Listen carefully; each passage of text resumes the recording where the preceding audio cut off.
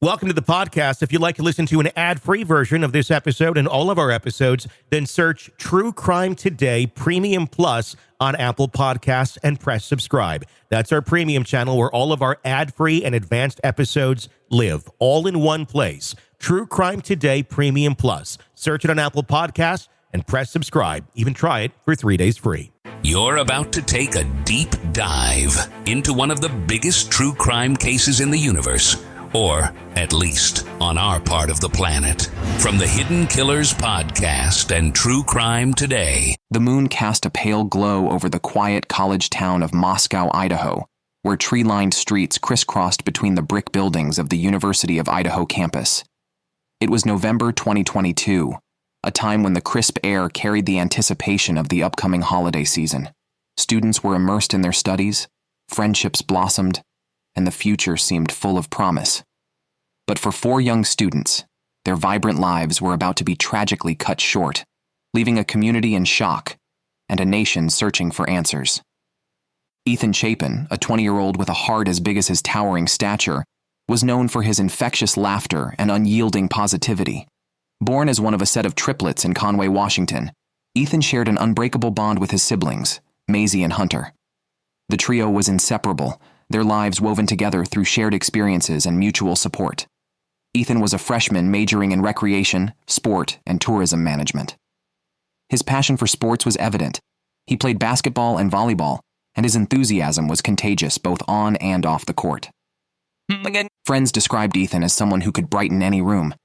He had a knack for making others feel included, often organizing group activities and outings. His love for adventure led him to embrace new experiences, whether it was hiking in the nearby mountains or trying his hand at cooking a new recipe. Ethan's relationship with Xana Kernodle was blossoming, and together they shared moments filled with joy and laughter. Xana Kernodle, 20, hailed from Post Falls, Idaho. A junior majoring in marketing, she was a member of the Pi Beta Phi sorority. Xana was a spirited soul with a penchant for living life to the fullest. Her friends often spoke of her spontaneous nature. She was the one who would suggest a midnight road trip or a last-minute concert outing. Xana's radiant smile and quick wit made her a cherished friend to many. Growing up, Xana was close to her mother and sister, cherishing family gatherings and traditions. She had a creative streak, enjoying art and photography, often capturing candid moments of her friends. Her relationship with Ethan was a source of happiness. They complemented each other in ways that only deepened their connection. Madison Mogen, known affectionately as Maddie, was 21 years old and a shining light to all who knew her. Raised in Coeur d'Alene, Idaho, she was pursuing a degree in marketing and was also a member of the Pi Beta Phi sorority alongside Xana. Maddie was the epitome of kindness and empathy. She had a way of making others feel heard and understood, often offering a shoulder to lean on during tough times. Her friendship with Kaylee Goncalves was the stuff of stories. The two had been inseparable since the 6th grade, navigating the challenges and triumphs of adolescence together. Maddie was adventurous, yet grounded, with a love for music, especially live performances. She enjoyed exploring coffee shops, always on the hunt for the perfect latte, and had an eye for fashion, often helping friends pick out outfits for special occasions. Kaylee Goncalves, also 21, was a force to be reckoned with. Hailing from Rathdrum, Idaho, she was set to graduate early with a degree in general studies. Kaylee was ambitious, with dreams of exploring the world beyond her small-town roots.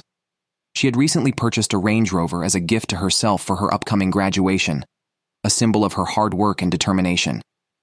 Kaylee was known for her charisma and zest for life. She had a magnetic personality that drew people in, and she wasn't afraid to speak her mind. Family was everything to her. She was the middle child among 5 siblings and cherished her role within the tight-knit Goncalves clan. Kaylee had plans to move to Austin, Texas, pursuing a career in the tech industry, and she was excited about the new adventures that awaited her. The friendship between Maddie and Kaylee was more akin to sisterhood. They shared secrets, dreams, and a mutual understanding that only comes from years of shared experiences. Their bond was evident to all who knew them. They finished each other's sentences and could communicate volumes with just a glance. The house on King Road where the four friends lived was a hub of activity. It was a place filled with laughter, music, and the aroma of shared meals. The walls bore witness to late-night study sessions, impromptu dance parties, and heartfelt conversations that stretched into the early hours of the morning.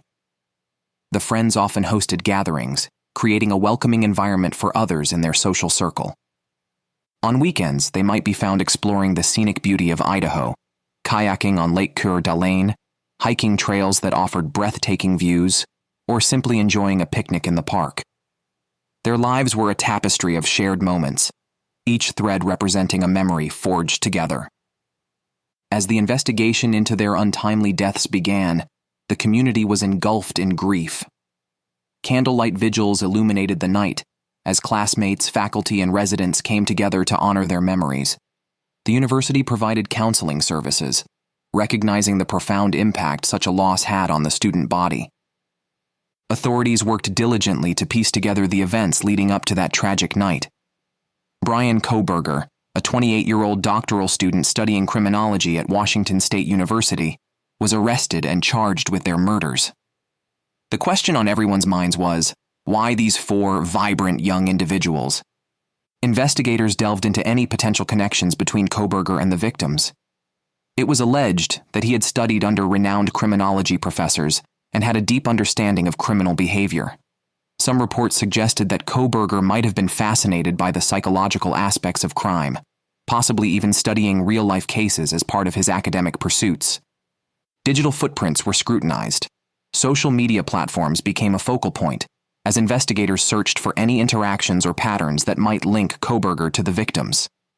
It was alleged that he had followed all three female victims on Instagram, although they did not follow him back.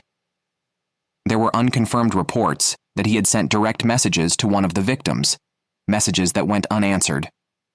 The possibility of Kohberger having frequented places the victims visited was explored. The University of Idaho and Washington State University were located relatively close to each other, and the towns of Moscow and Pullman were connected by shared amenities and social venues. It was plausible that paths might have crossed in local cafes, libraries, or community events. Speculation arose that Kohberger might have been observing the victims from a distance, his alleged actions fueled by fixation or envy. Experts in criminal psychology noted that sometimes perpetrators are drawn to victims who represent something they desire or resent, a sense of belonging, happiness, or success. However, without concrete evidence, these remained theories. The families of the victims urged the public and media to focus on honoring their loved ones rather than speculating on motives. They shared heartfelt stories that painted vivid pictures of who these young people were. Ethan's family spoke of his generosity and love for life. "He was the kind of person who would give you the shirt off his back," his mother said. "Ethan brought joy to everyone he met." Xana's father remembered her as our dancing queen, always moving to the rhythm of her own beat. "She lived every day to the fullest," he shared. "Her spirit was unstoppable." Maddie's parents reflected on her compassionate nature. "Maddie had a way of making everyone feel special," her mother recalled. "She was our sunshine." Kaylee's family emphasized her determination and adventurous spirit. "She was a go-getter," her sister said. "Kaylee was ready to take on the world, and nothing was going to stop her." The university community continued to grapple with the loss. Professors remembered the victims as dedicated students who brought energy and curiosity to the classroom. Peers mourned the absence of friends who had become like family. The void left behind was palpable. In the midst of sorrow, there were acts of unity and remembrance. Scholarships were established in the victims' names, aimed at supporting students who embodied the qualities that Ethan, Xana, Maddie, and Kaylee exemplified. Mural projects and memorial gardens were proposed, providing spaces for reflection and healing. The investigation pressed on. Law enforcement officials collected and analyzed forensic evidence, including DNA samples, surveillance footage, and data from electronic devices. The legal process was meticulous, ensuring that all procedures were followed to uphold the integrity of the case. Kohberger's background came under intense scrutiny. Classmates described him as intelligent, but reserved. Some noted that he was passionate about his studies in criminology, often engaging deeply with the material. There were reports of him conducting a research project that involved surveying criminals to understand their decision-making processes, which added a layer of intrigue to his alleged involvement. As the case moved toward trial, legal experts discussed potential defense strategies. Questions about Kohberger's mental state, his understanding of right and wrong, and any possible motivations were subjects of analysis. The presumption of innocence remained, and the courts would ultimately determine the outcome based on the evidence presented.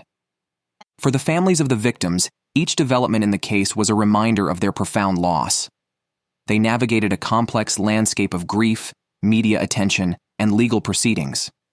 Yet they also found strength in the support of the community and in honoring the memories of their loved ones. The lives of Ethan, Xana, Maddie, and Kaylee were rich and full, marked by kindness, ambition, and a deep appreciation for the connections they forged. They were young people on the cusp of realizing their dreams, each with a unique path and a shared sense of purpose. Ethan dreamed of managing sports teams or events, combining his love for athletics with leadership. Xana aspired to merge her creative talents with marketing, perhaps in the fashion or entertainment industries. Maddie saw herself working in brand management, using her skills to help companies connect with audiences authentically.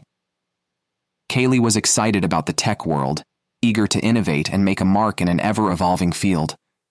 Their friendships were the kind that shape a lifetime, filled with shared secrets, laughter, and a support system that buoyed them through challenges. They celebrated each other's successes and provided comfort during hardships. Their home was a testament to the power of community, a place where everyone was welcome and where differences were embraced. The tragedy that befell them was a stark reminder of the fragility of life and the darkness that can exist in the world. Yet, in remembering who they were, there is also a celebration of the light they brought into the lives of others. As the sun rises over Moscow, casting a warm glow on the university campus, life continues. Students attend classes, friendships deepen, and the cycle of learning and growth endures. The memory of Ethan, Xana, Maddie, and Kaylee lives on in the hearts of those who knew them, and in the collective consciousness of a community forever changed. Their stories compel us to reflect on the value of connection, the importance of cherishing each moment, and the impact one individual can have on many. In honoring their lives, we find inspiration to foster kindness, pursue our passions, and build bridges of understanding. The search for justice continues, and with it, the hope that healing will come. The road ahead is long, and the questions many. But through compassion and solidarity, the community stands resilient, determined to remember the joy these 4 young people brought into the world. In the quiet moments, when the hustle of daily life slows, we might think of them, a laugh echoing down a hallway, the strum of a guitar at a gathering, the shared glance between friends that speaks volumes.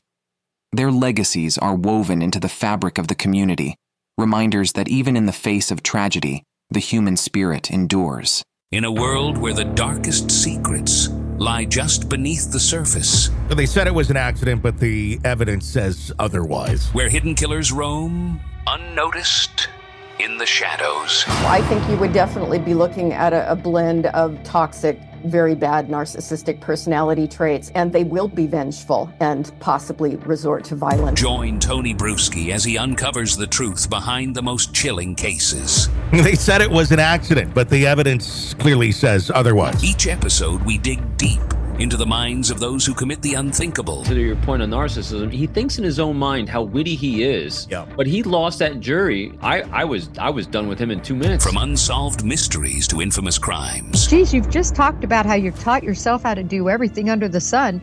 I bet you did a YouTube video, how to best kill somebody with a knife. Hidden Killers with Tony Bruschi takes you where few dare to go. How does someone with such a dark secret go unnoticed for so long? With multiple new episodes every single day. We're not just telling stories, we're seeking justice. Listen now on Apple Podcasts or wherever you get your podcasts. Just search for Hidden Killers with Tony Bruschi.